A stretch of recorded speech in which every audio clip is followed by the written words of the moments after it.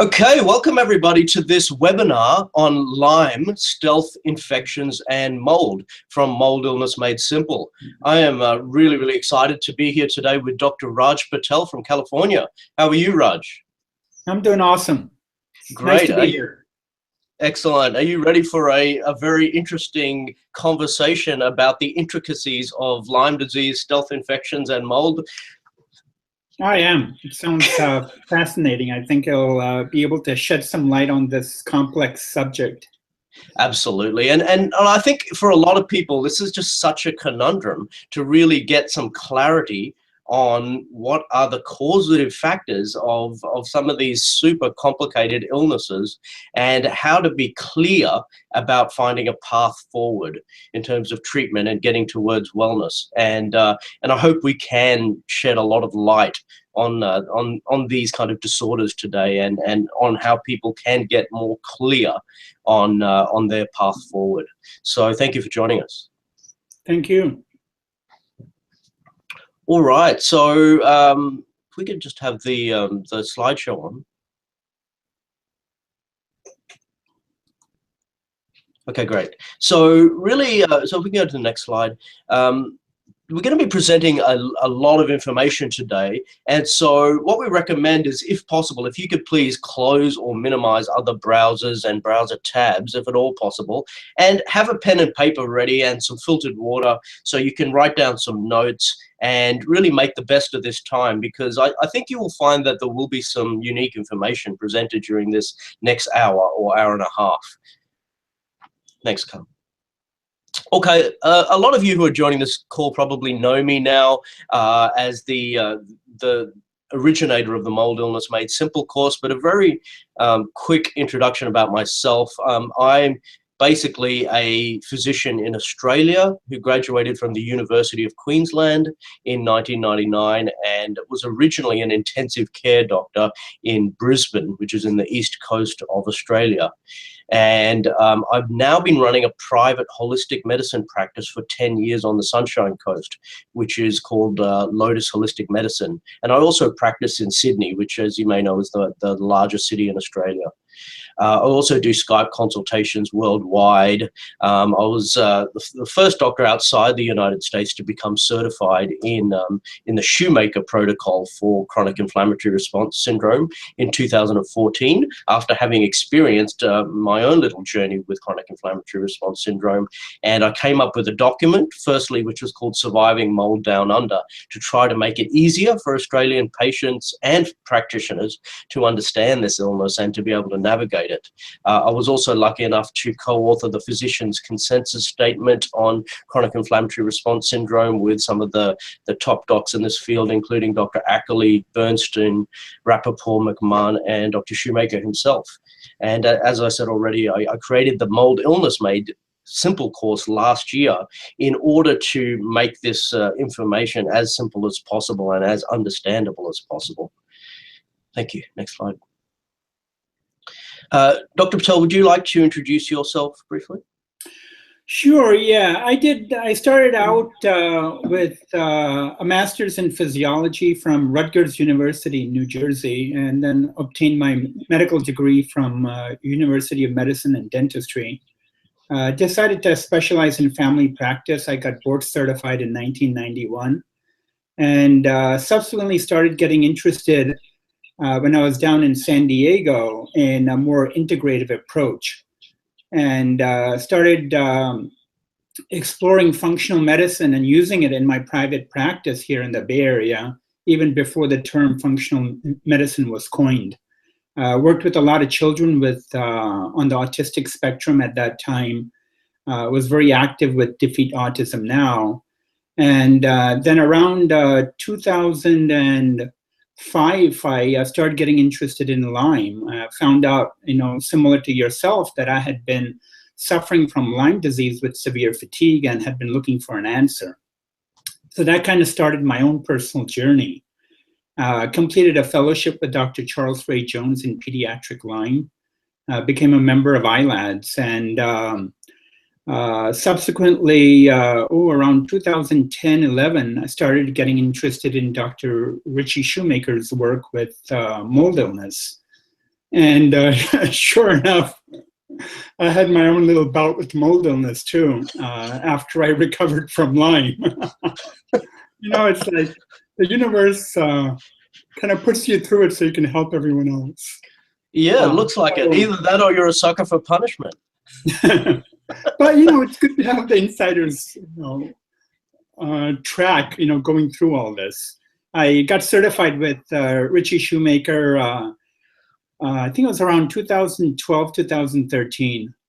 And I've been really working with very complicated, very sick patients who typically have one or more of these conditions, typically many of them, mold, mast cell activation disorder, viral reactivation, Lyme and tick-borne infections. And it's always challenging to really help these patients and to tease apart these different conditions and go in the right sequence that the body needs in order to help them recover. Right, and it seems to me that having had a personal experience with these illnesses yourself, really, I imagine that's given you a much deeper understanding of these illnesses in some ways. Would you care to elaborate on that?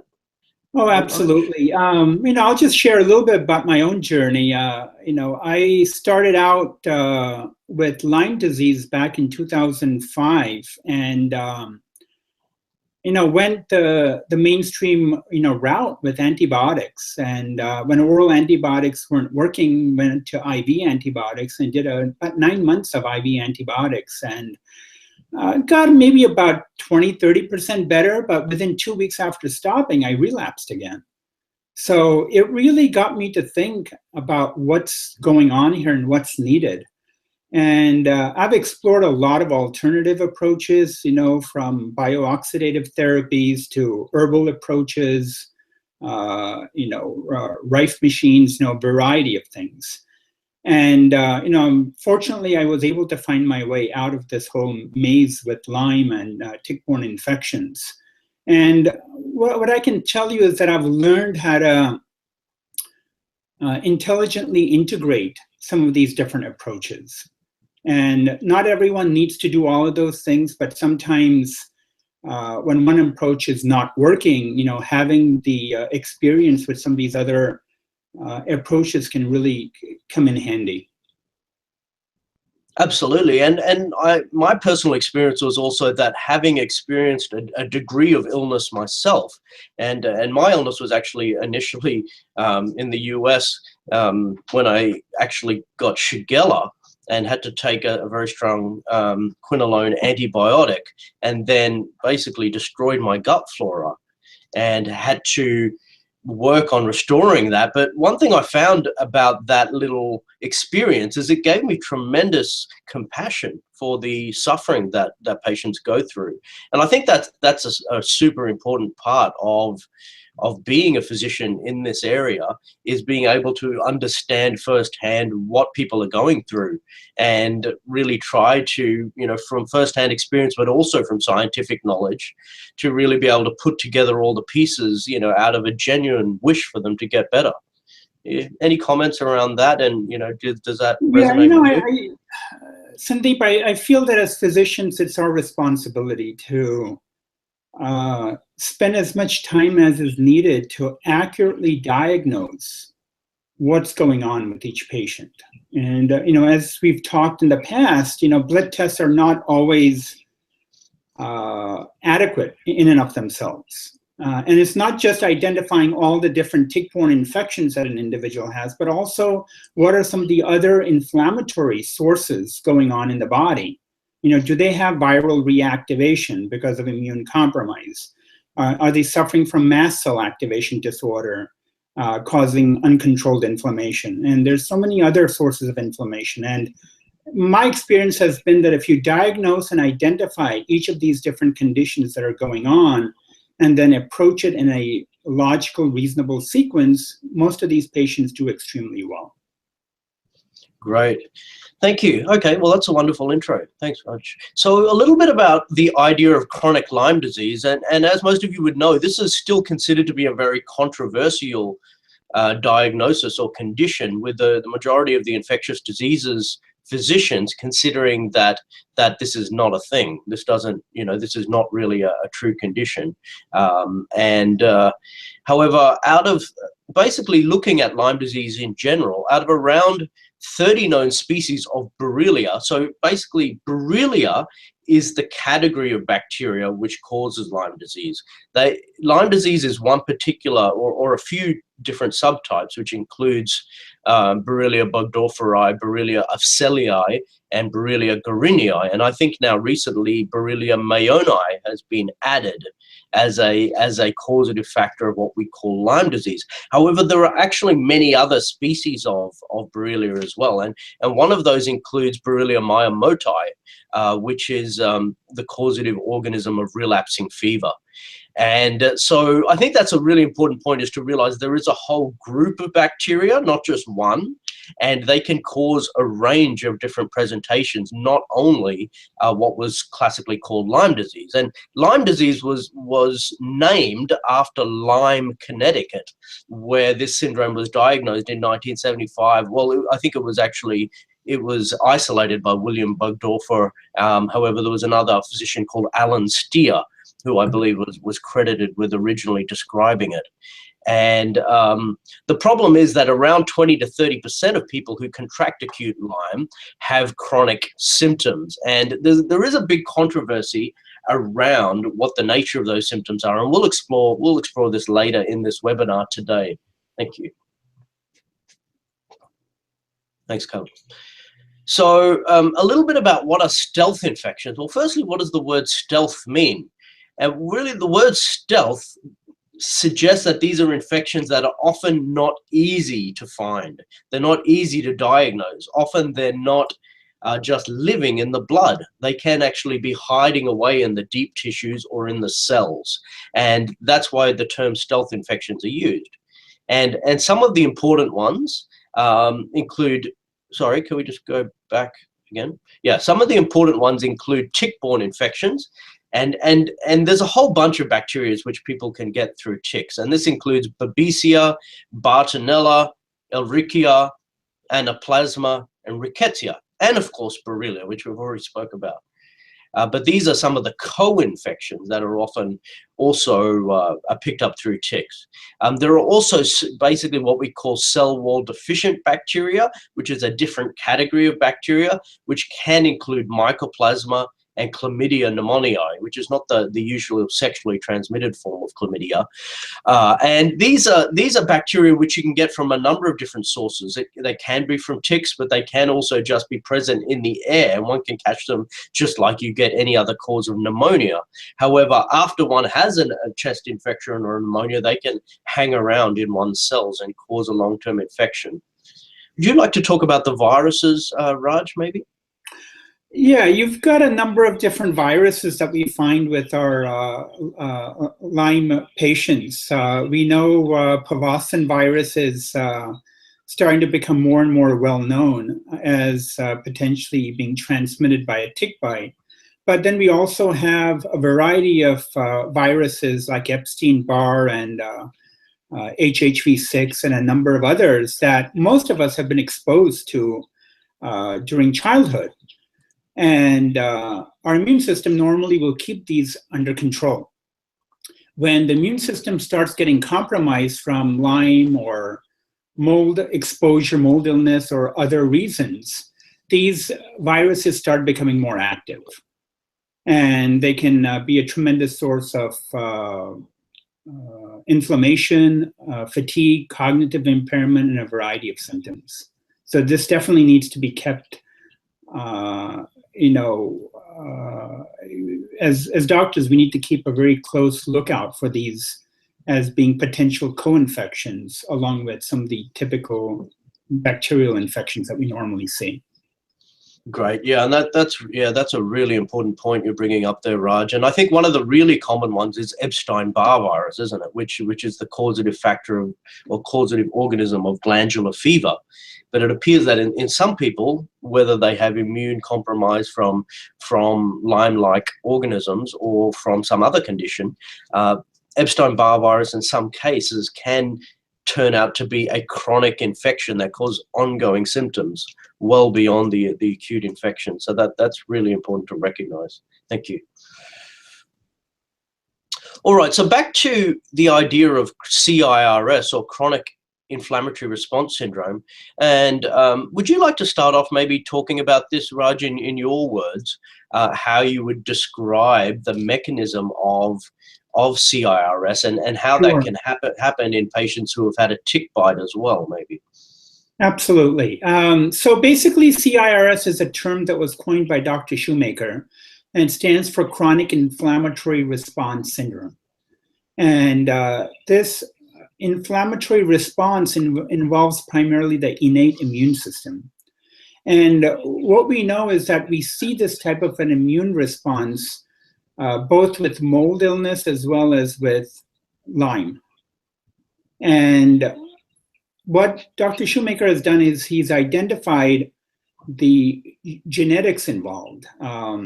There's HLA testing available that will identify those individuals that Dr. Shoemaker terms are either Lyme susceptible or mold susceptible. And what this typically means is that these individuals have genetics that basically interferes with their immune system's ability to recognize these toxins, these biotoxins associated with Lyme and mold, and they cannot clear them from their body. They cannot create the antibodies to remove them. So in these individuals, they are more predisposed to developing illness if they happen to live in a moldy environment or they happen to get a tick bite. And what we've noticed is that in patients that are Lyme susceptible genetically, these are the individuals that have a predisposition towards developing chronic Lyme disease. When you look at the typical guidelines, IDSA says that 2 to 4 weeks of antibiotics is adequate to eradicate Lyme. And while that's true in acute Lyme disease, in someone that's been sick from Lyme, these individuals typically need far more, longer courses of antibiotics. And what I've found in my practice consistently is that those people that are Lyme susceptible need even longer courses of treatment, whereas those that are not Lyme susceptible may even recover within 6 to 8 months, even if they've had it for a number of years. So I think that that's a very useful test to run. The symptoms, let's talk a little bit about that. CIRS symptoms are associated with the typical symptoms we associate with Lyme and mold illness: fatigue, cognitive impairment, urinary frequency, bowel inflammation with leaky gut and bowel symptoms, joint pains, sleep disturbances. And these are pretty common because with both mold and Lyme, because they're triggering the same inflammatory pathways. So it becomes critical, Sandeep, for health practitioners to really look carefully, not just at the symptoms, but also the laboratory testing and any other forms of testing that they may be using to try to tease apart these similar conditions. Right, yeah, that's very helpful. Thanks, Raj. And I guess, would you say one really important thing to understand for people is that if, let's say, someone has been bitten by a tick in the United States and develops even like a classic Lyme disease type syndrome. So a classic Lyme disease syndrome is that they would get a bullseye rash, which we call erythema migrans, and they may get a flu-like illness, except this is, it's only in a minority of cases, but that is a classic. That's a classic presentation. But if they were then to have 2 or 4 weeks of antibiotics, as you say, or even 6 weeks, some people are advocating for treatment of that, and they still feel unwell afterwards, it's important to recognize that it could be due to the fact that they've actually got now a chronic inflammation problem, which we call CIRS.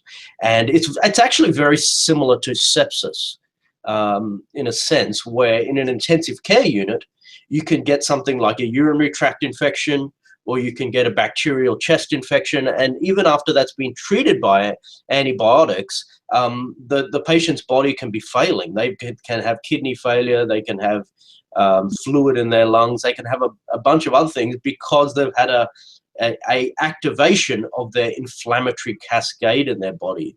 And we call that the silent fire of inflammation in the body.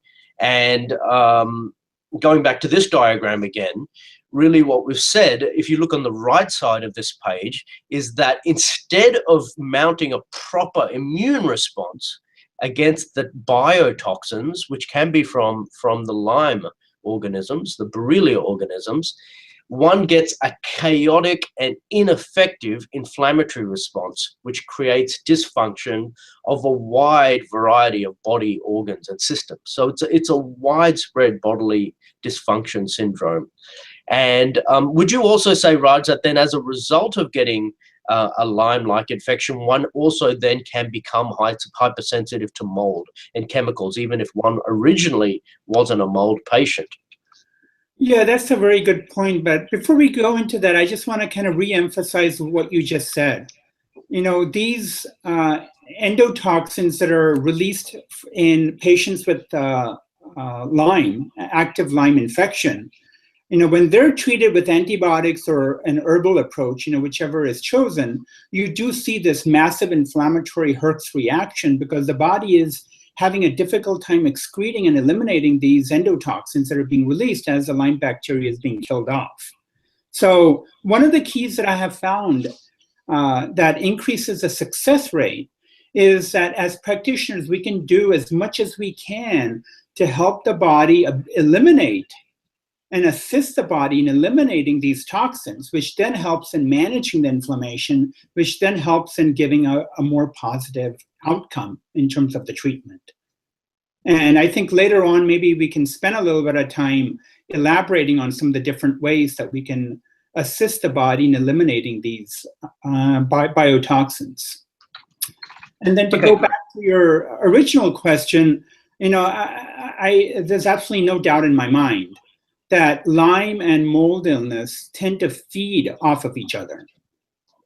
They're both associated with immune compromise. You know, mold illness does not happen just because you've got the genetics, and just because you're living in a moldy place does not mean that you're going to get sick from mold illness. There is usually some other hit to the immune system. And that's one of the things that I always look for when I have a patient that has a pure mold illness or what appears to be a pure mold illness, to always stop and look a little deeper, because they've had something that caused immune compromise, which caused them to start becoming sick from mold illness. And that could be parasites, viruses, or maybe even a hidden Lyme infection that they didn't know about. And then the flip side is also true. You know, we hear stories of people that got a tick bite and who may have been carrying the Lyme bacteria and co-infections for 10, 15, 20 years and may have had maybe low-level, mild symptoms, but nothing really, anything of significance to talk about. And then something stressful happens. Maybe they get another tick bite. Maybe they're living in a moldy place and they start getting sick from the mold, or something else, something stressful, major surgery, a divorce. And then that will serve as a trigger. As the immune system gets compromised, the Lyme bacteria starts taking over and individuals start becoming more and more symptomatic. So you really have to look at the big picture here, because many times you'll see both conditions simultaneously. I know in my practice, I'd say the majority of the patients that I see have more than just Lyme or just mold. Okay, great. So this is also really important information to realize that there's often a multifactorial nature to symptoms. So let's jump into talking a little bit about diagnosis or detection of stealth infections such as Lyme disease. And as you can see on this diagram here, there are a number of different options that patients and physicians have to start doing some testing to find out whether they could have Lyme disease or stealth infections. Would you like to maybe start off with talking a little bit about this, Raj, and some of your thoughts on the different tests? Yeah, absolutely. First and foremost, let's, make it very clear that the current science and the current availability of Lyme testing is really not adequate to hang your hat and say without any doubt whether you have Lyme disease or not, simply based on a Lyme test. A lot of times we don't find Lyme or some of the co-infections because of some of the inadequacies of some of the testing that we unfortunately have available at this point. But with that understanding, the typical approach to testing that's recommended is to do an initial ELISA test as a screening test. And if the ELISA test for Lyme comes back positive, then you proceed with the Lyme Western blot, which is IgG and IgM testing for the antibodies. Now, one of the concerns I have with this approach is that when you're using a test like the ELISA test as an initial screening test, a good screening test should have a very high degree of sensitivity so that you don't miss anyone. Exactly. And then it may be lacking in specificity, and that's where the second test typically comes in to lock in the diagnosis. The problem with the ELISA test is that it is not that sensitive, and a lot of patients that have Lyme will come back with a negative ELISA test. So as patients and as physicians, we have to be very careful. The Lyme Western blot is specifically designed for identifying Borrelia burgdorferi. And as Dr. Gupta mentioned earlier, we have a number of different strains of Borrelia. So if you happen to get one of the European strains while you were on vacation there, for example, and then you come to the US for testing, the typical Lyme Western blot run in the US may not pick up these conditions. Then there's also Borrelia Miyamoto, which is the cause of relapsing fever. And that also typically is not picked up by a Lyme Western blot. So if you're suspecting Lyme, you need to dig deeper. These are antibody tests that are measuring the immune response to the Lyme bacteria. Now, besides the IgG, IgM testing, we have a number of other tests available. There is direct visualization of the organism under a microscope. This could be this could be like a fish test that's typically available through IGeneX laboratories that involves a radio-labeled tag that binds to the organism and then lights up when they look at the blood sample under a microscope. Another test that involves direct testing is doing PCR testing.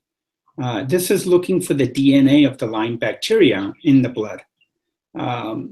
While it's extremely highly specific, the sensitivity of PCR testing is typically about 30%. So if you're strongly suspecting Lyme, you may have to run the PCR testing on a number of different occasions to try to catch it. Moving on, viral testing. Let's talk a little bit about that. Viruses typically, as I mentioned earlier, will become more active when the immune system is compromised. So there is a cyclical pattern here. And antibody testings, if you can catch an active IgM response to the virus, can be very helpful in identifying it.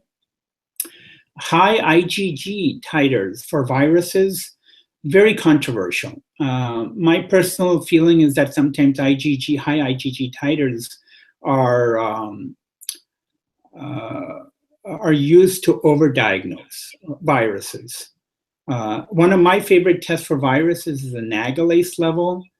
This is run out of Vitamin Diagnostics and is a non-specific marker for increased viral activity.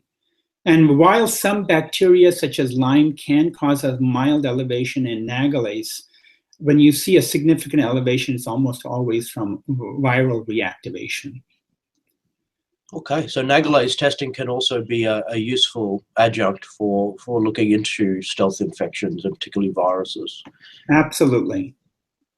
Okay, great. And then I just want to talk a little bit about the Armin laboratories. Armin laboratories are very useful tests if you are suspecting a European strain, where if you're in the US, the local labs will not be able to identify that. Okay, and great. Galaxy Lab is an excellent laboratory for testing for Bartonella. It gets to be a little bit expensive, but if the traditional testing through some of the labs in the US does not show it, Galaxy is a very good test to resort to try to confirm the presence of a Bartonella infection. Great. And I'll just add on the fact that culture for Lyme bacteria is now also available. And in the United States, that's run by Advanced Laboratory Services. And in Australia, it's actually available through the Australian Rickettsial Research Laboratory. So some people consider that culture is really a gold standard because it's actually looking, you know, for the Lyme organism growing on a culture plate, which is a very classical way of showing an organism.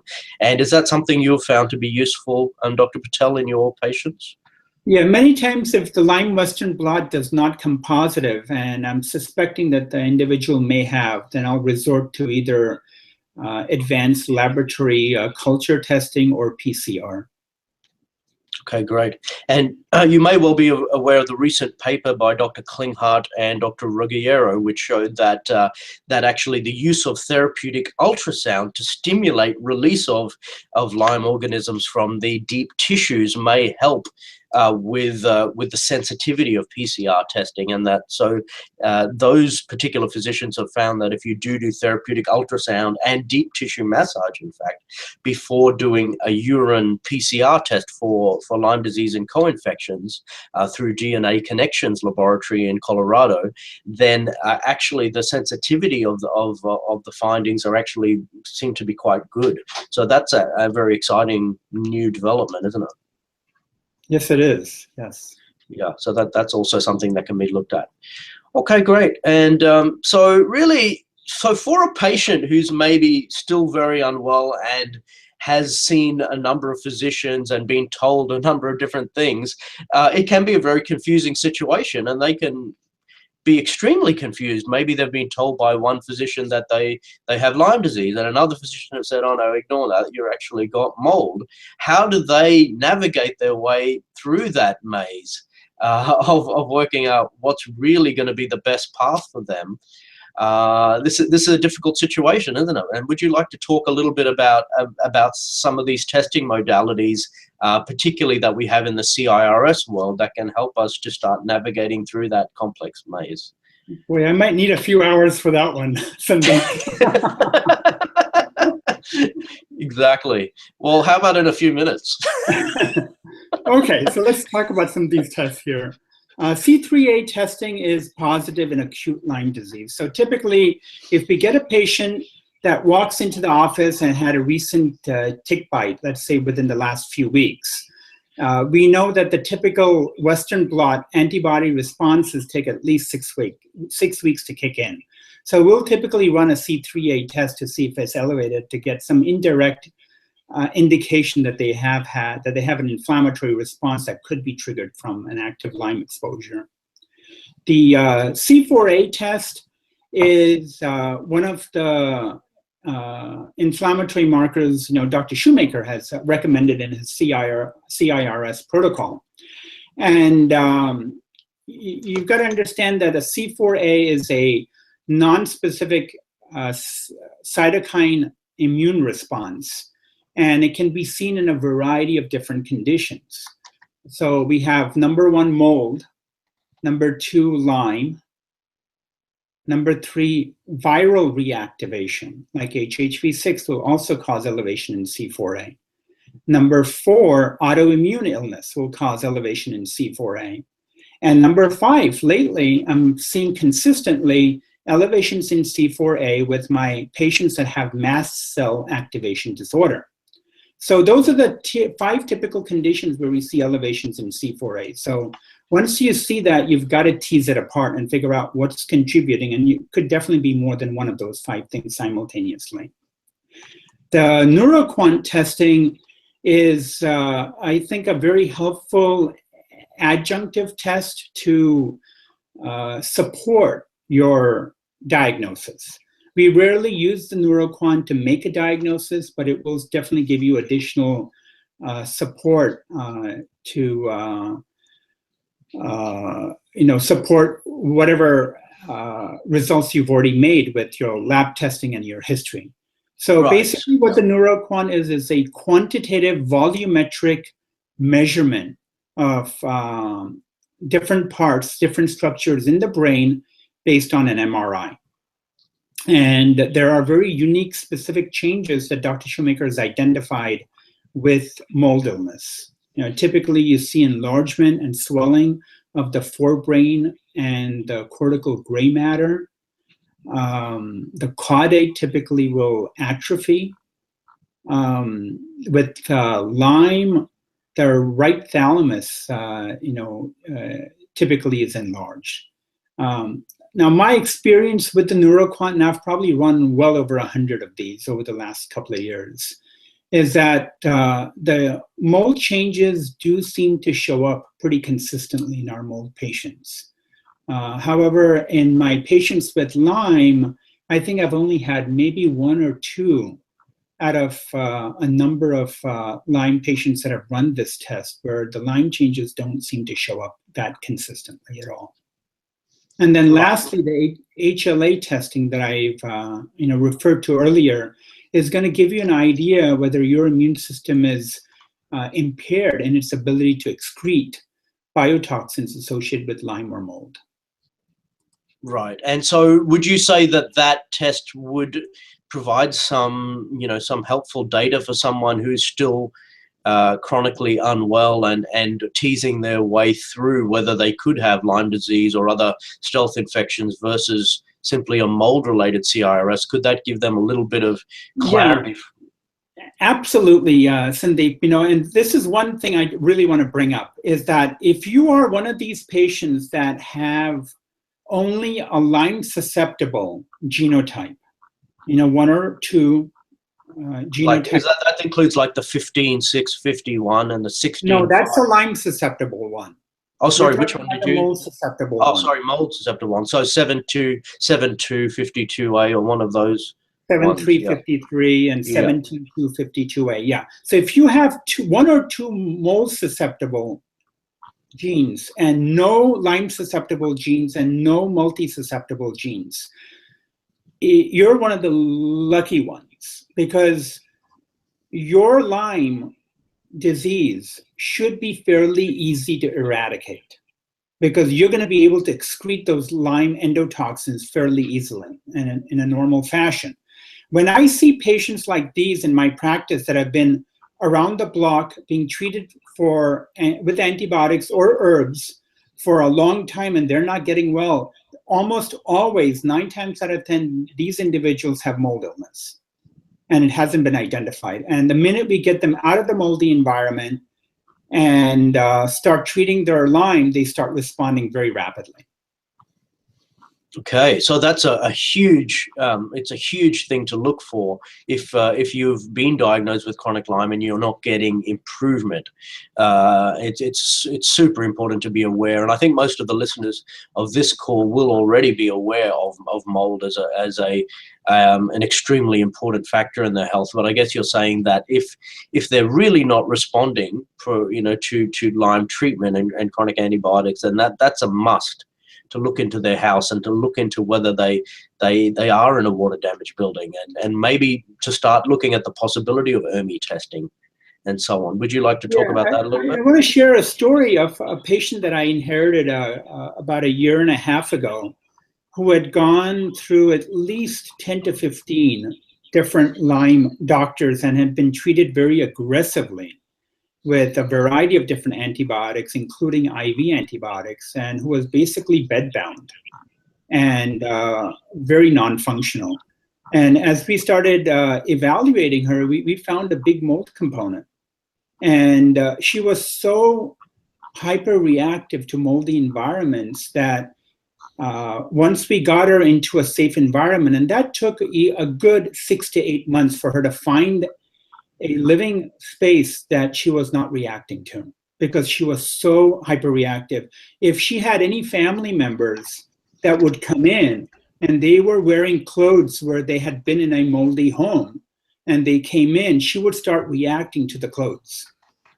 I mean, it was really bad. And people would typically have to change their clothes before they went into her apartment.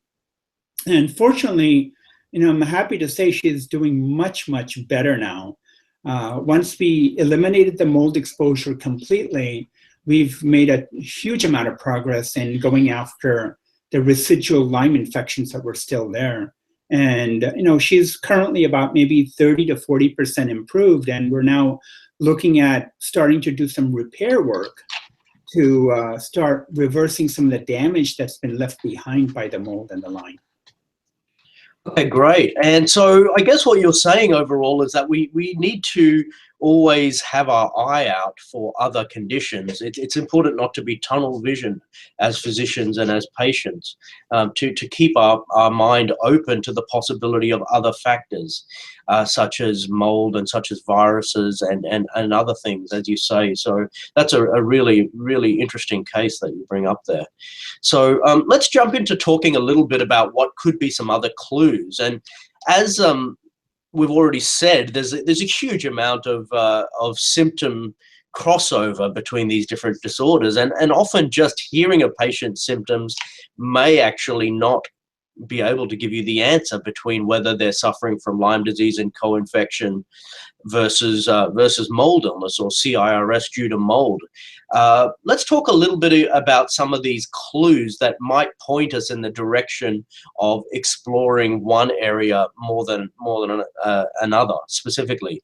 Obviously, a very obvious thing with mold illness is going to be if they tell you that their building that they live in is moldy, or that they've got musty smells, or that they feel worse in certain buildings. That's going to be a huge pointer towards the fact that mold is playing a major part in their illness. And I actually consider that one of the most suggestive things is that the fact that if people feel better in certain buildings versus other buildings, that's even more suggestive than just the fact that they're living in a moldy building.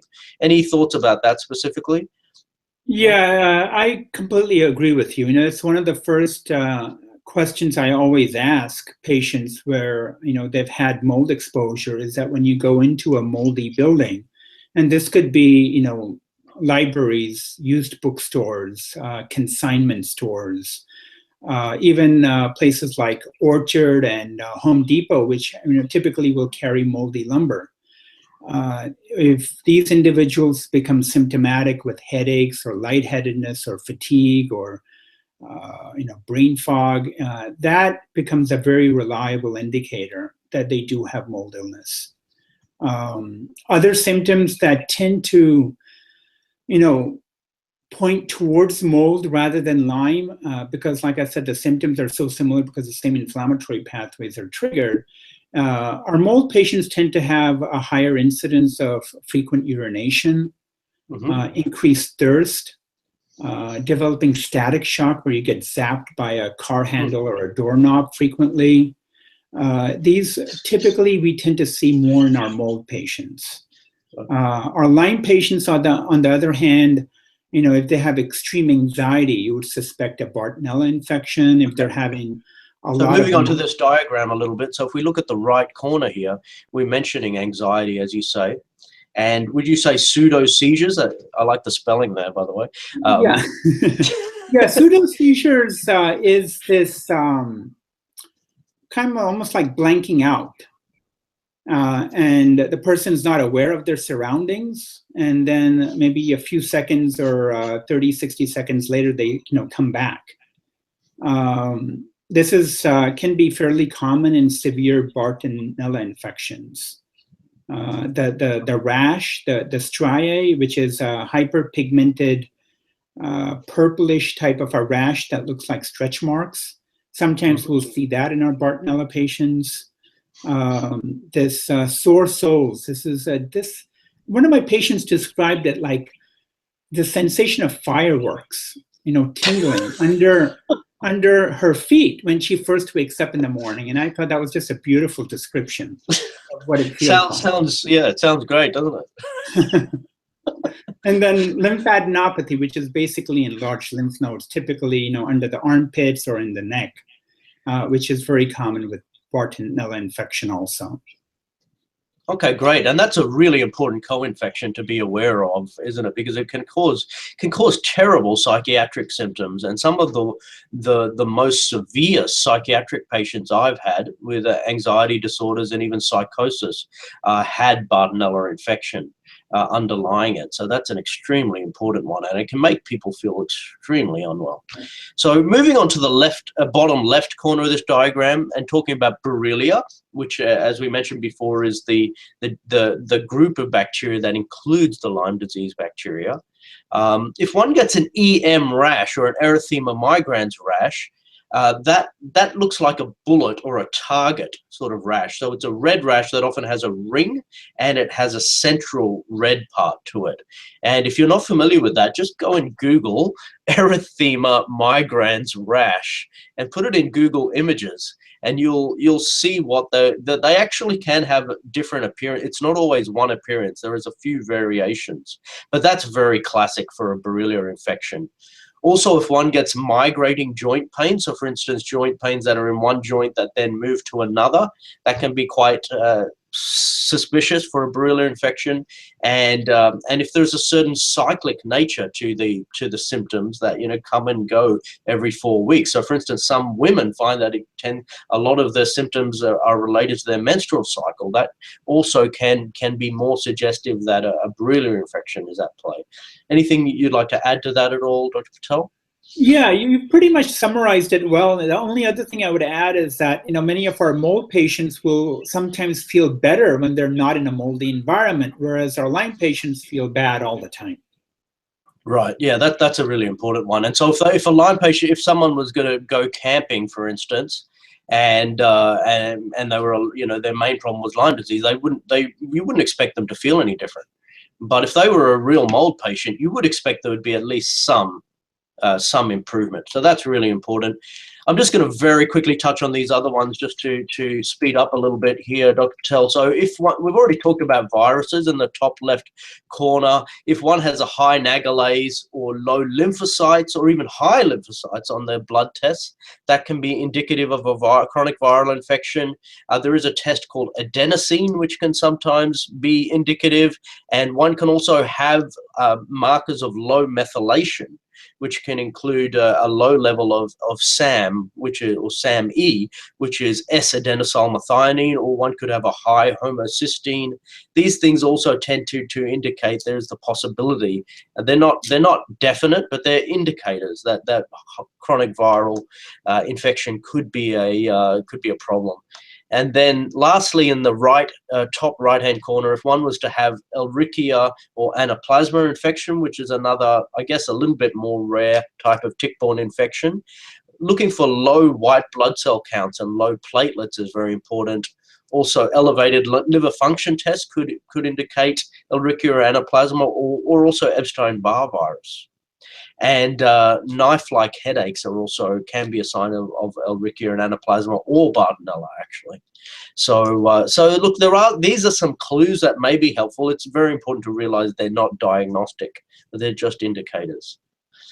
So I'd like you to talk a little bit about the serial C4A test, Dr. Patel, if you would. I've heard you talk about this in previous interviews, and I think this is quite fascinating.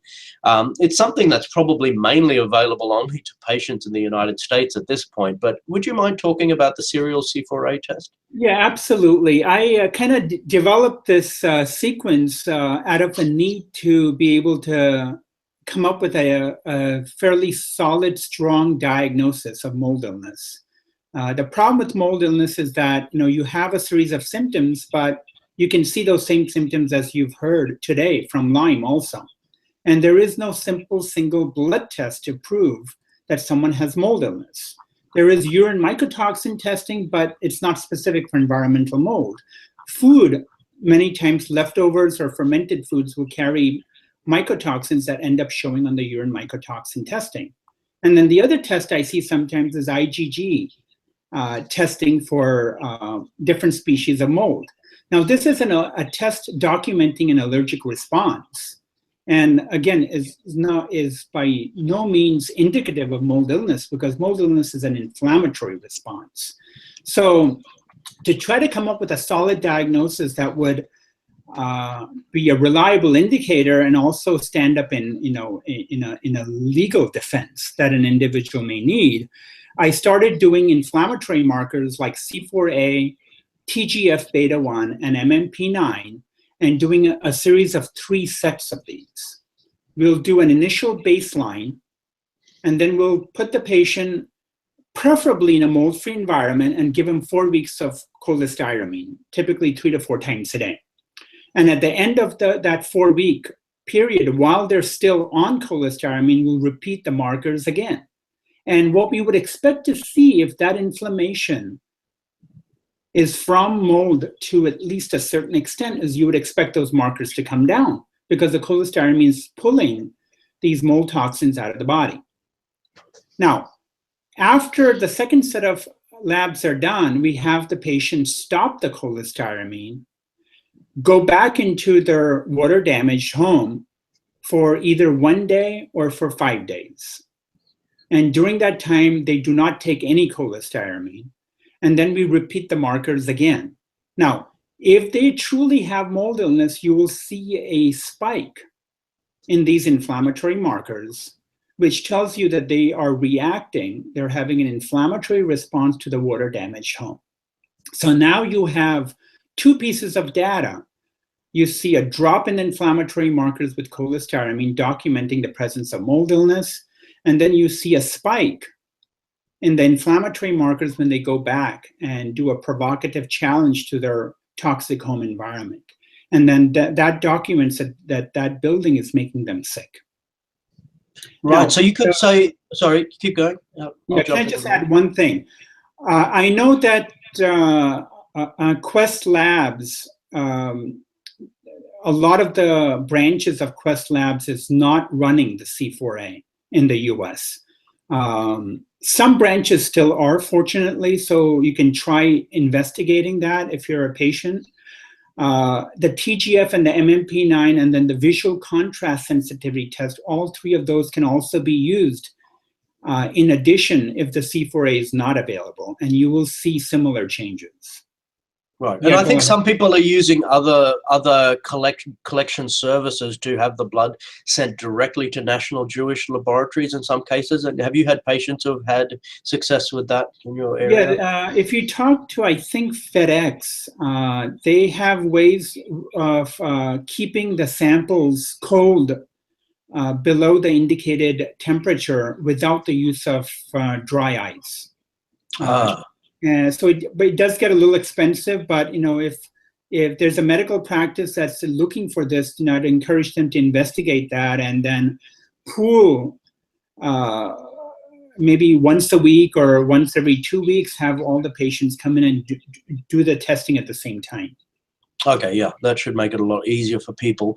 And so just going back to the serial C4A test, it seems like this is a truly functional test of whether a water damaged building is actually causing the inflammation. And that can sometimes be the problem with CIRS, isn't it? That one can have elevated C4A and TGF-beta1 and other markers, but it's not, and one can have an elevated ERMI as well, but it's not 100% clear whether that's the causation. And this helps to establish that.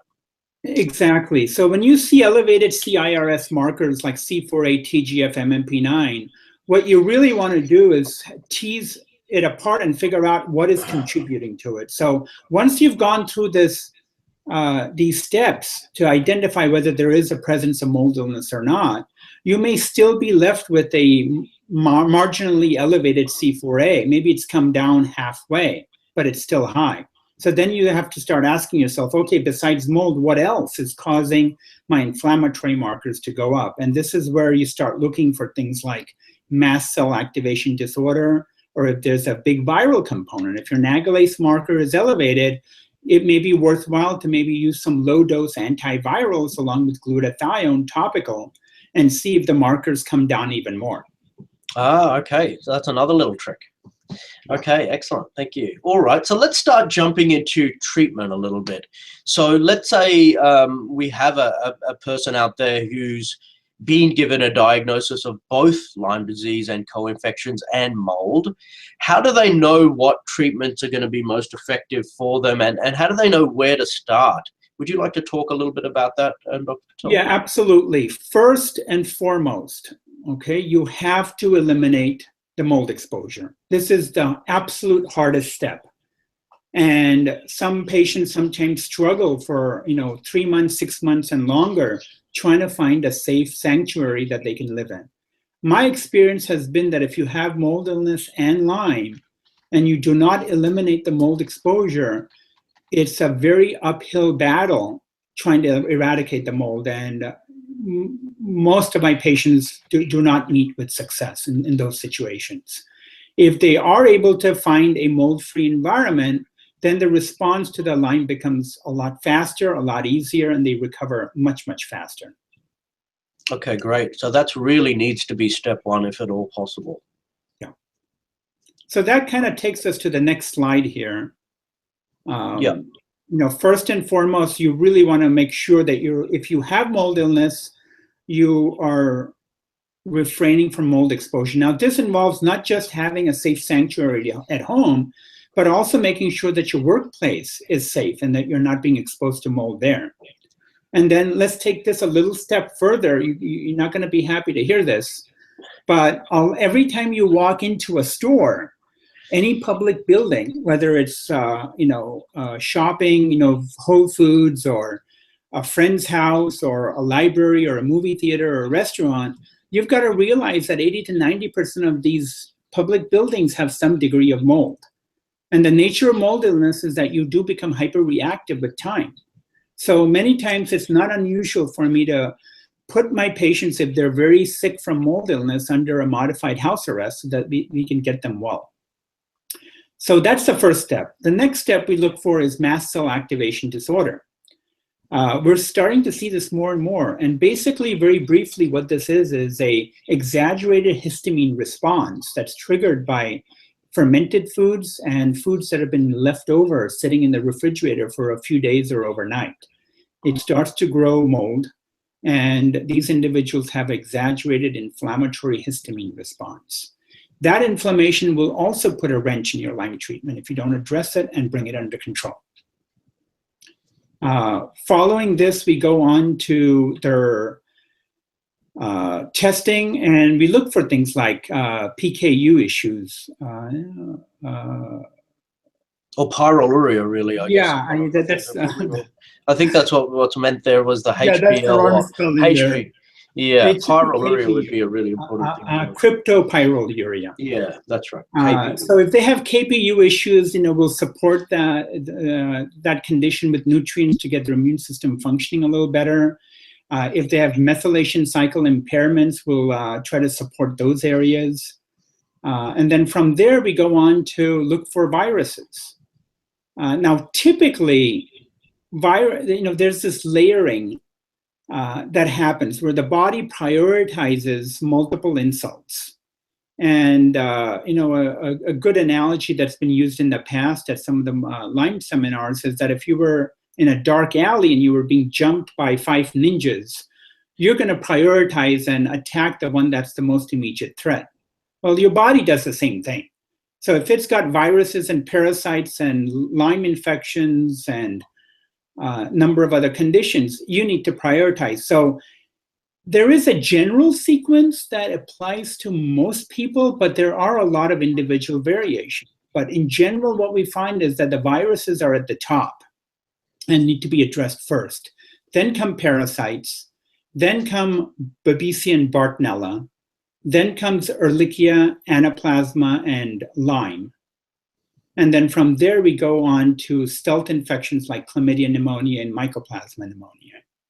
Now, like I said, usually that's the order that seems to work the best. And once the infections are completely gone, then we go on to eradicating MARCoNS and then hopefully get the patient on VIP. Mm-hmm. Okay, great. Thank you. So that's a really interesting bit of information there about what order of treatment may be helpful as per your experience. Would you like to talk a little bit about what sort of supportive treatment might also be helpful as well in terms of diet Yeah, and supplements? absolutely, Sandeep. And I think this is one of the key, this is one of the important keys that helps increase your success, Yeah. is to manage inflammation and to manage the elimination of these toxins as they're being addressed. So diet is very important because most individuals with Lyme or mold will have a tremendous amount of gut inflammation, and they have a leaky gut, and they have carbohydrate intolerance. So getting them on an anti-inflammatory diet, getting them off of gluten, off dairy, and off all sugars is absolutely crucial. A lot of these patients also cannot tolerate a lot of complex carbohydrates. So we try to have them minimize. You don't have to eliminate it completely, but most situations, if you can reduce the total carbohydrate load, that can help a lot. So what can you eat? A lot of clean organic meats, seafood, tons and tons of vegetables, salads are fine, nuts, beans, lentils, and small amounts of fresh fruit, typically 2 or 3 servings a day. So that's the diet piece. Supplements can be very helpful. If someone's going to use antibiotics, especially, probiotics are absolutely crucial. Vitamin D levels are typically low, and if you have a big viral component, vitamin D supplementation can help, and also something I've talked about previously, narrowband ultraviolet B light box can be also very helpful. Glutathione levels are frequently depleted, especially if you have a viral component. So taking either N-acetylcysteine or doing transdermal glutathione can be very helpful. And this can be typically made by a compounding pharmacy. Typical dose is about 250 milligrams per milliliter, and we typically start our patients out with about half a milliliter once a day and then gradually ramp it up if required. Anti-inflammatories, short-term can be very helpful. Curcumin is great. Fish oil can be helpful. And even other things like Lipernol. A favorite product that we use in my office is Inflammablocks. So you've got a number of options there. Elimination. This is a huge piece. Once you start killing the organisms, you've got to do anything and everything you can to open up the exit doors and keep them open. The more you do this, the faster you'll be able to kill the bugs. It's a balance act. Look at it as step 1 and step 2. Step 1 is killing the bugs, and as you kill them, those endotoxins end up in the lymphatic system and in the bloodstream. Now your body has to get rid of it, so you got to support elimination. So this is where dry skin brushing can help in getting the lymphatic system moving. Ionic foot baths, we don't know how they work, but they do. A lot of my patients consistently report significant improvements. My theory is that they help open up the meridians in Chinese medicine that typically go into the feet. You could do this about 20 to 30 minutes 3 times a week. Epsom salt baking soda baths can be helpful as long as you are not sulfur intolerant. You could do this every day. Typical recipe is about 3 cups of Epsom salt, 1 cup of baking soda, and you soak for about 20 to 30 minutes. Methylation we've already talked about. Supporting the microbiome is critical to helping manage inflammation. So taking probiotics, and if you don't have mast cell activation disorder, consuming fermented foods on a regular basis can be very helpful. And then lastly, making sure that you get adequate sleep, managing stress, and the biggest one is exercise. Exercise, typically I recommend for my patients about 20 to 30 minutes of walking twice a day to get the lymphatic system moving. If you're under a lot of stress, getting into meditation, Tai Chi, yoga can be extremely, extremely helpful. If you feel that you may have some major issues that may be behind the Lyme disease, working with a therapist or doing some of your own inner journey work can be very helpful. And lastly, making sure you get adequate sleep to help your body recover and heal. So these are just some of the highlights. Great. So we're really talking about a really holistic program here, aren't we? In order for these people to get well, especially if they've got a complex condition which is multifactorial. Really, what you're saying is having an approach that that deals with and addresses almost all aspects of your illness and of your being is very, very important. And so we've called it the Patel protocol here, where you've got a slightly different order where you're focusing on removing from water damaged buildings, using some binders, and then moving up to stealth infection, eradication, MARCoNS, and VIP. And I'll just also briefly touch on the standard Shoemaker protocol, which also does include a number of different steps, such as using things like Minorin nasal spray and losartan and so on to adjust and normalize inflammatory markers. So in your case, you found that those ones can in some case be skipped safely. Is that what you found, Dr. Patel? Yeah. What I find is that, most of this stuff we've already talked about is that, get out of the moldy environment, eliminate mold exposure, go after the infections. If you have identified all of the chronic infections that you have, parasites, viruses, different stealth infections, you will find that your inflammatory markers, C4A, TGF, MMP9, they all come down. Not only within the normal range, but actually in the low end of the normal range. Right. And once you've done that, then you go after the MARCoNS and you go on VIP. I think Dr. Shoemaker has done an amazing job coming up with the Shoemaker protocol. But what I have found is that rather than artificially suppressing these inflammatory markers with losartan and high-dose fish oil, why not find the cause of it? If your inflammatory markers are still high and you think you've gotten rid of the Lyme, you need to look again. There are some other infections or some other sources of inflammation that you've missed. And once you've identified them, you will consistently see these inflammatory markers coming down dramatically, which then opens the door for you to go on VIP successfully.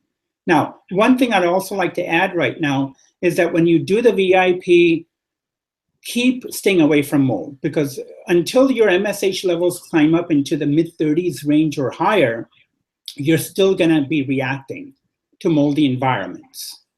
And, taking cholestyramine 2-3 times a day can help, but I find in most situations, the success rate is much higher with VIP if you continue staying out of moldy environments while you're on it and then ramp up the dose slowly, typically by 1 spray every 3rd week.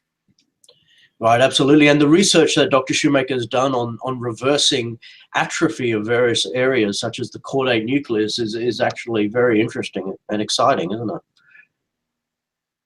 So it sounds like, overall, it's a bit of a complex maze.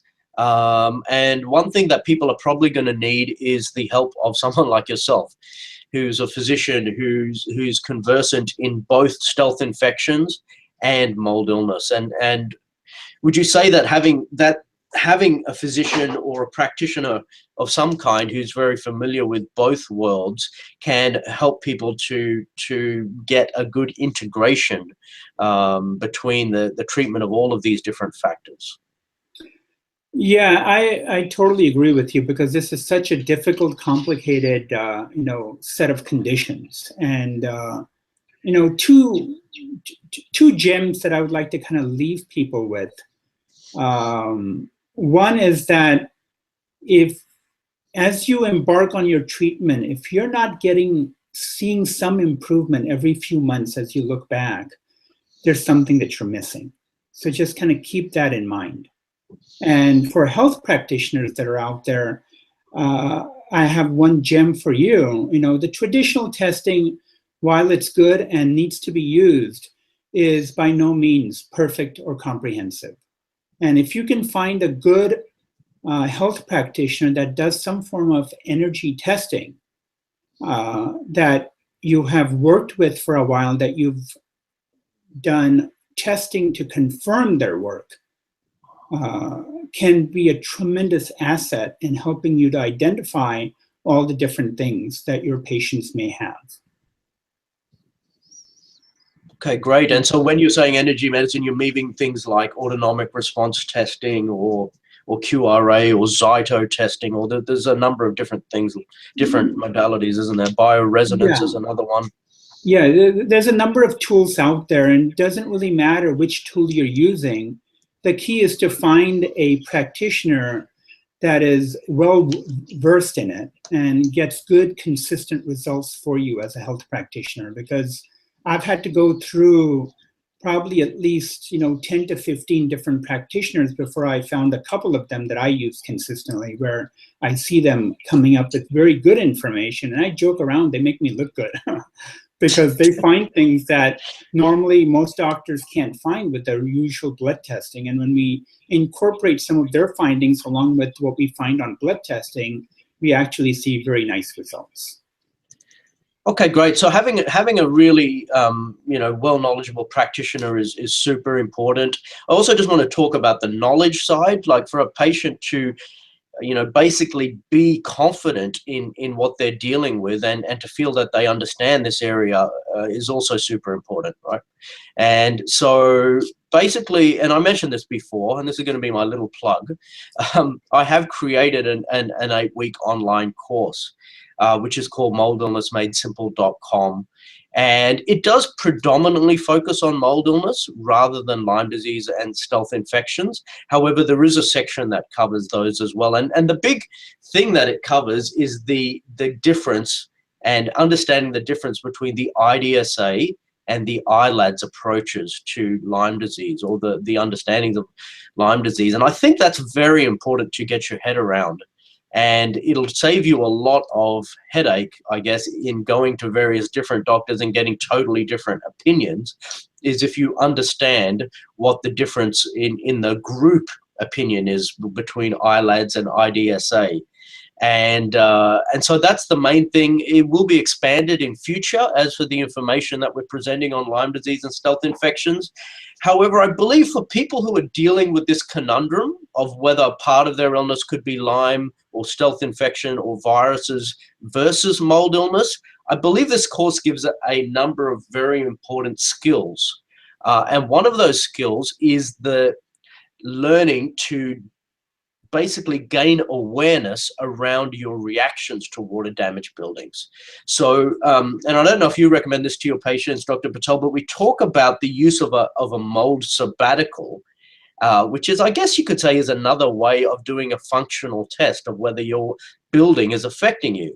So if particularly, let's say you're not in the United States or you don't have access to a physician who can give you the serial C4A test, in this course we talk about how doing a mold sabbatical, so for instance going camping for 5 to 7 days and then returning to your building and learning to pick up the subtle signs that you may be reacting to a water damaged building, that's going to help you to know which component of, or how much of your illness may be responsible for exposure to a water damaged building.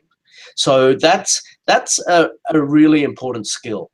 And I believe that if you can develop this awareness and develop the skills of being able to hone into your sense of smell, into your vision, and other subtle signs of a water damaged building, then you're going to be able to work out to which degree mold is contributing to your illness. And that's quite important. Anything you'd like to say about that specifically, Dr. Patel? Yeah, I think that's an excellent idea. If you can get out of all public buildings, go off, someplace for 4 or 5 days, you will, if you have a mold illness component, you will see some improvements. You could even, take some cholestyramine during that time and see if you see some additional improvements. And then when you stop the cholestyramine and go back, I would expect if you truly have mold illness, you will see a flare-up of your symptoms. And the other thing I just want to support you. I think that you've done an amazing job here with this program. And education. If you're a patient, educating yourself about mold and Lyme is critical. There is so much information, some good, some not so good, on the web. And to have a course like this where you can get some good, reliable, solid science and a understanding of a basic foundation of what's involved with mold and Lyme disease can help you move forward in finding a practitioner and working with them. Great, thank you. And if we could just jump back one slide just for a moment before I go into this little offer, I just want to also explain that we do cover some of the important co-infections as well, particularly babesiosis.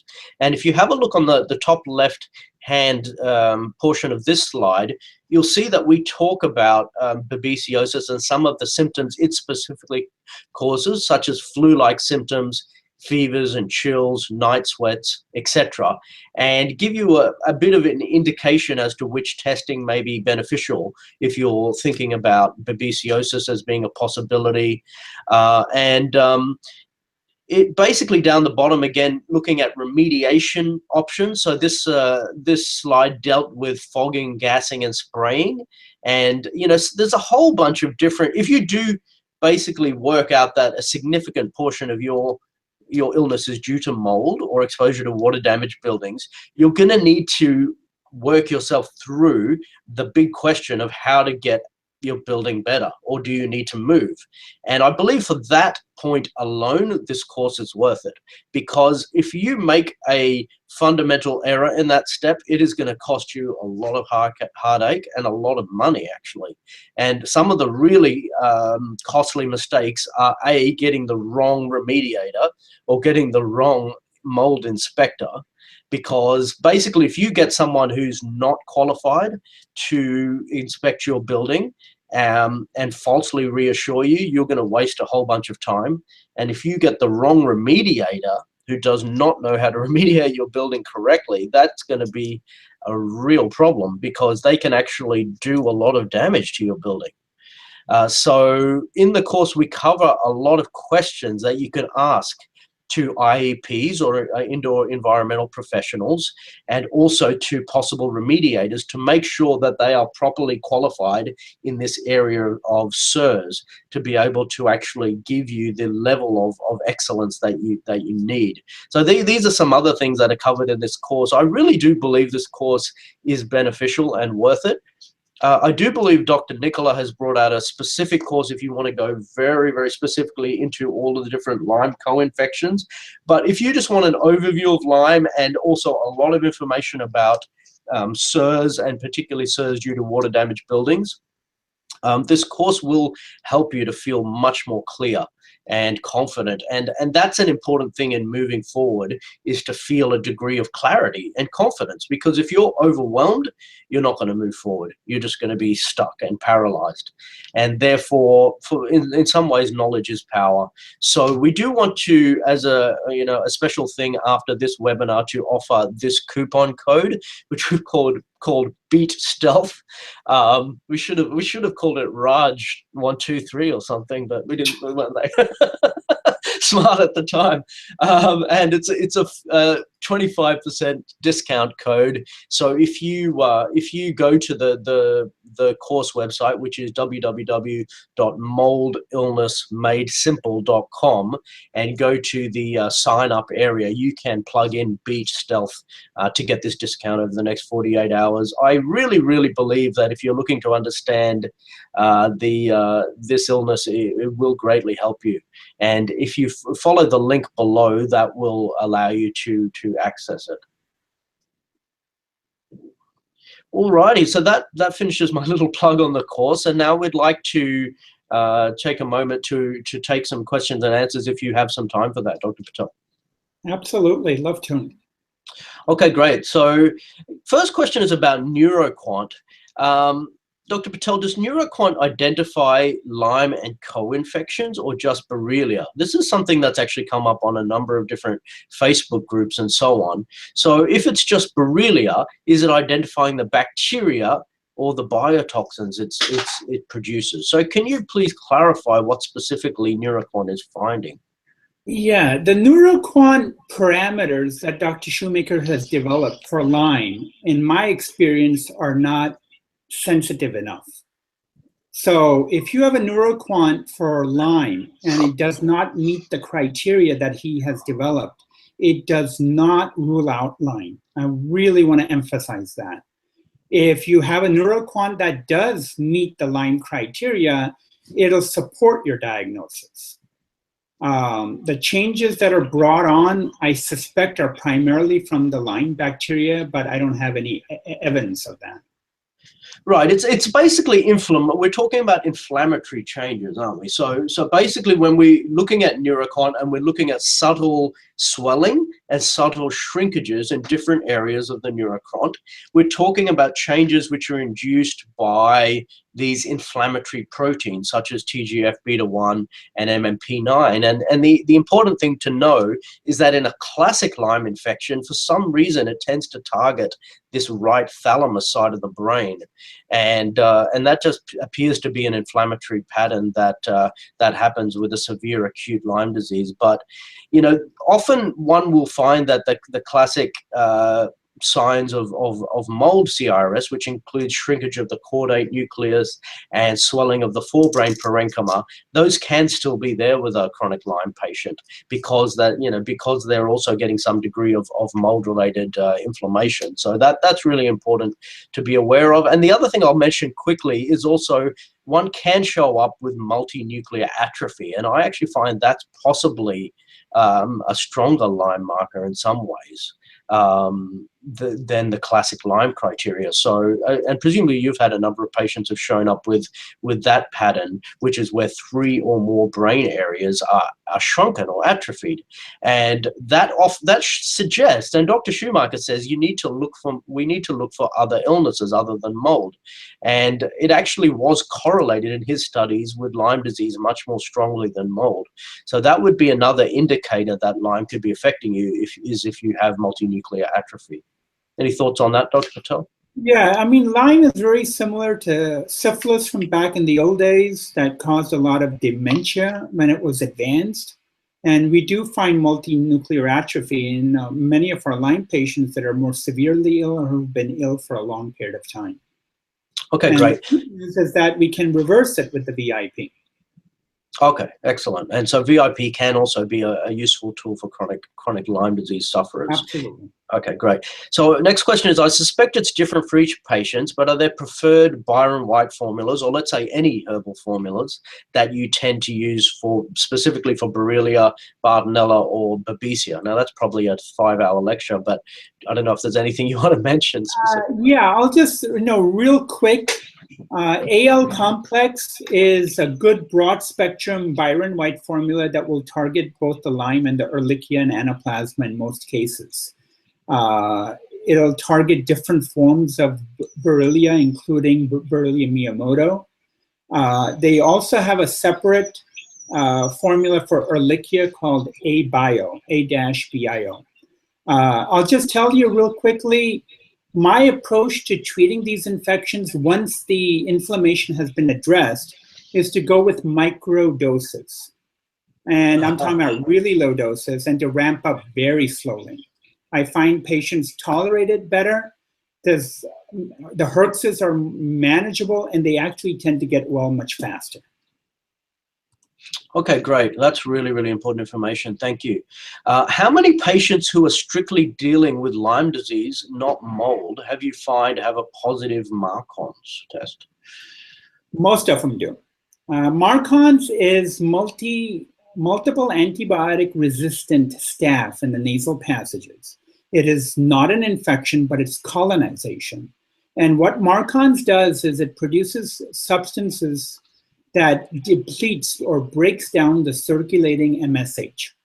And when you have low MSH, you become more predisposed. Okay, it's a sign of hypothalamic compromise. And it's equally common in our mold patients and our Lyme patients. Okay, great. So that's really important. And by, by association, it's probably important to realize that the implication is most chronic Lyme patients have low MSH.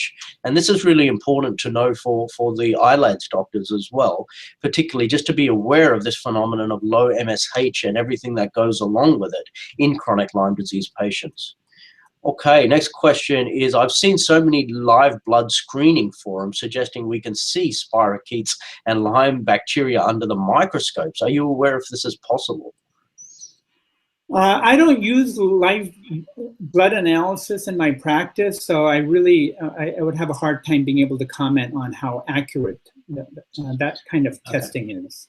Okay, and which test do you find the most useful to diagnose Babesia?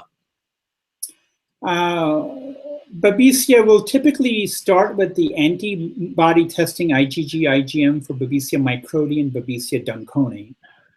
If I'm strongly suspecting based on symptoms that they have it, but it's not showing up there, we'll go to a Babesia fish test. And many times I will treat them with an herbal approach if the blood tests are not showing positive, if they have some strong symptoms of air hunger and night sweats. And what you'll inevitably notice is that those symptoms start to go away as you ramp up on the amount of the herbs that you are having them take. Yeah. Okay, great. And are you familiar with Dr. Alan McDonald's recent findings of nematodes with Borrelia endosymbionts, found in the brains of those with MS? And could this be why many suffer the symptoms of Lyme without testing positive with antibody testing, i.e. the bacteria could be hiding within parasites, etc.? Also, Dr. Klinghardt argues this, that parasites must be treated before anything else. And so second question is, do you find treating parasites is essential? And if so, how and when does this happen? Yeah, absolutely. I think that this is fascinating research. It kind of supports what we've clinically been seeing in our practice, that parasites are a huge issue. And it's challenging because the traditional stool testing that's available is very, very inadequate.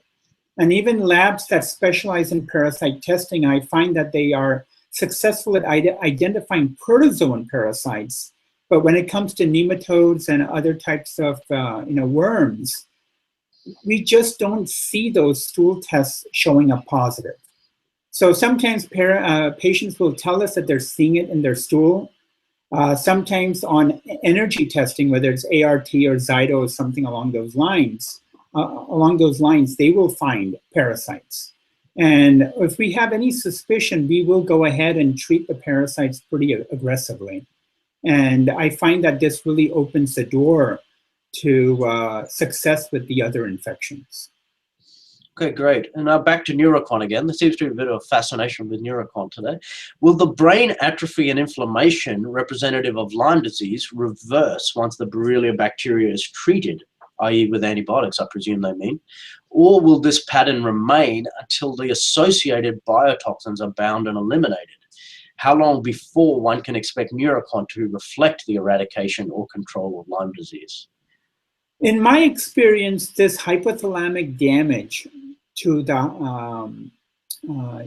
brain that results in low levels of MSH, and that we typically see these other brain changes, do not reverse when you get rid of the Lyme bacteria and the co-infections. You have to go back in and repair the damage that they've left behind. And that involves using VIP, vasoactive intestinal peptide, which will then not only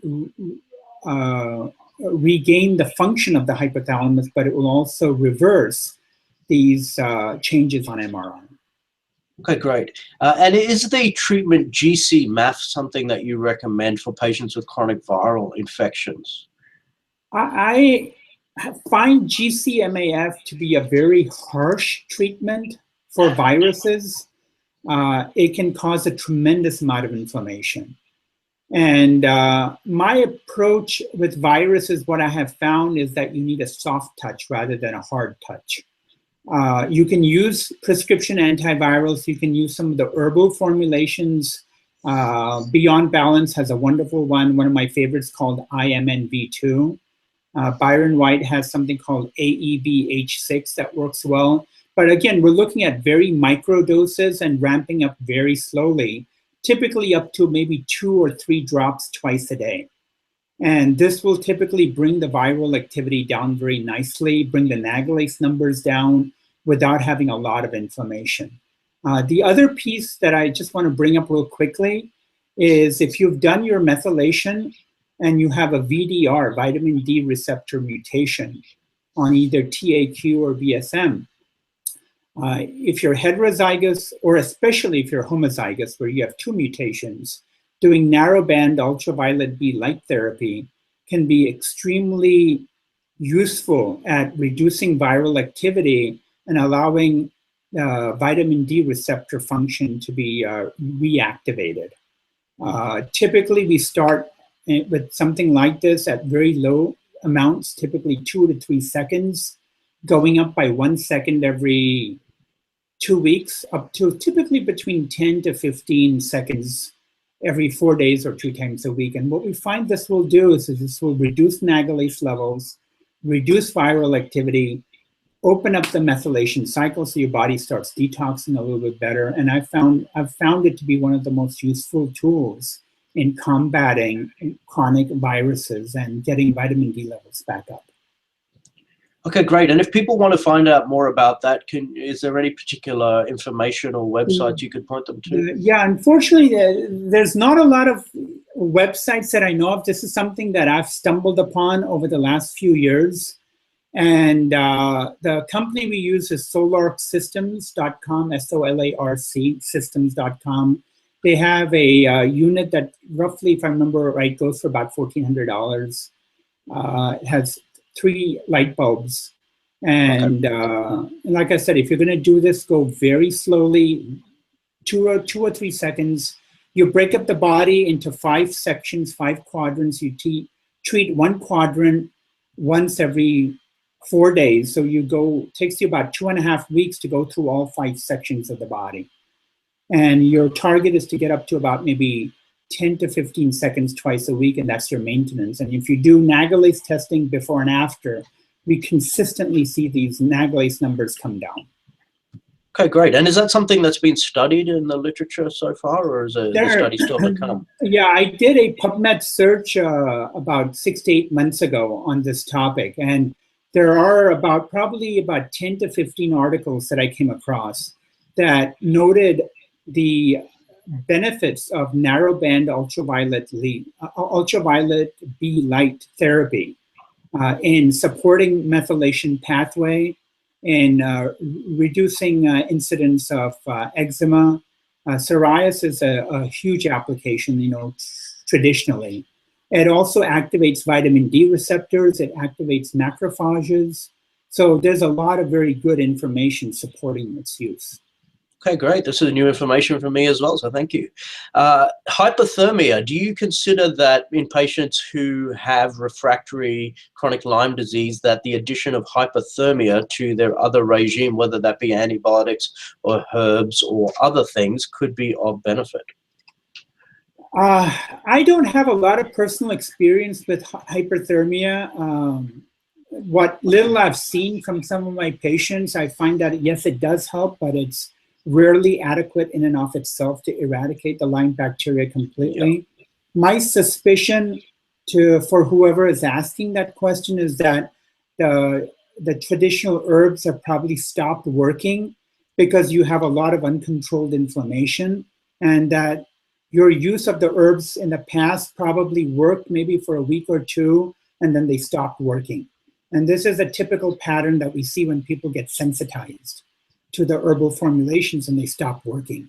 The trick is to reduce the inflammation, find out what's causing it, go through some kind of an energetic way to desensitize, and then you'll find that the herbs start working again. Yeah, right. And there is a study from Reisinger et al., which I've reviewed recently from 1997, which showed that hyperthermia at levels around 39 or 40 degrees, they made it around, it allowed the effectiveness of intravenous ceftriaxone and penicillin to be increased by about 3 to 4 times, but it did not eradicate the Borrelia on its own. So it seemed to be a sensitizer, if you like, that allows other therapies to work. So I guess at this point it's unknown whether it does the same thing for herbal therapy or not, but there's every chance that it could. Yeah, I would suspect so. Okay, next question. I tested positive recently for Chlamydia pneumoniae. Could this affect the gut specifically and also cause anxiety, or should I be looking for other causes? My experience with chlamydia pneumonia is that it tends to cause a lot of inflammation, fatigue. Sometimes it will cause some lung symptoms. I have not seen a lot of GI symptoms short of some of the inflammation and the leaky gut. If you're having a lot of anxiety, Bartonella would be my first area that I would look into. Agree. And pyroluria, I would also add to that as something to look into. Heavy metals, do you recommend looking into having diagnostics for heavy metal toxicity if one has a chronic illness that one is not recovering from? And do you consider treatment to be important? You know, bottom line is that we've all got a significant load of heavy metals in our body. Just from living life here on this planet. Just because you have a load of heavy metals, I mean, there are a number of challenge tests that you can do with chelators where you do a urine collection before and after, and almost everyone will test very high on the post-chelation urine test. That does not mean that it is impacting your recovery. And this is where it gets a little hard to try to figure out whether chelation is necessary or not. In my experience, I'd say probably 9 times out of 10, you don't need to do anything about heavy metals. Every once in a while, we do find patients that are being stressed when it shows up on energetic testing. And in those individuals, we will do a little bit of work on the heavy metals to help kind of open the door for the immune system to work more effectively. But most of the times, I find that it's not a huge issue. Okay, great. And it seems that in some patients, the apolipoprotein, they've got a gene mutation with the apolipoprotein E. And for instance, if they have a 4 in there, they have got like a 3-4 genotype or a 4-4 genotype. We know those patients are particularly prone to getting Alzheimer's disease, for instance, and that they have a decreased ability to cope with heavy metals in the brain.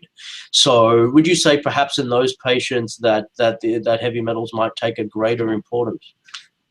Yes, absolutely. Okay, great. And then finally, is there any particular reason that you leave MARCoNS treatment towards the end of your protocol? That's a very good question. MARCoNS treatment, as I think most doctors have found out, is extremely difficult. It's not unusual to have to go through it 2 or 3 times, and even then the success rate is not optimal. What I find is that if I've addressed the inflammation and all the other chronic infections are gone, the success rate tends to be a lot higher. You know, dental MARCoNS was presented by Dr. Mary Ackerley about 1.5 years ago at the mold conference. And I think that if you have dental issues, cavitations, root canals, that may be something that may need to be addressed before you proceed with MARCoNS treatment. Great, thank you, Dr. Patel, and I really hope this webinar has been really beneficial for everyone today, and you know, shed a bit more light into this complex situation of trying to tease apart whether your illness could be due to mold or Lyme disease or other stealth infections. So I'd like to say a big thank you to Dr. Raj Patel for joining me today and sharing really these innovative approaches to dealing with chronic illness that you've developed. So thank you very much, Raj. I've learned a lot myself. So thanks so much. And also a big thank you to Caleb Rudd for his assistance with content and technical support. So thanks for joining us, everyone. I really hope you have gained a lot from this webinar, and have a beautiful rest of your day. And again, just that final plug for the Mold Illness Made Simple course, where we have a discount code for the next 48 hours. Thanks very much.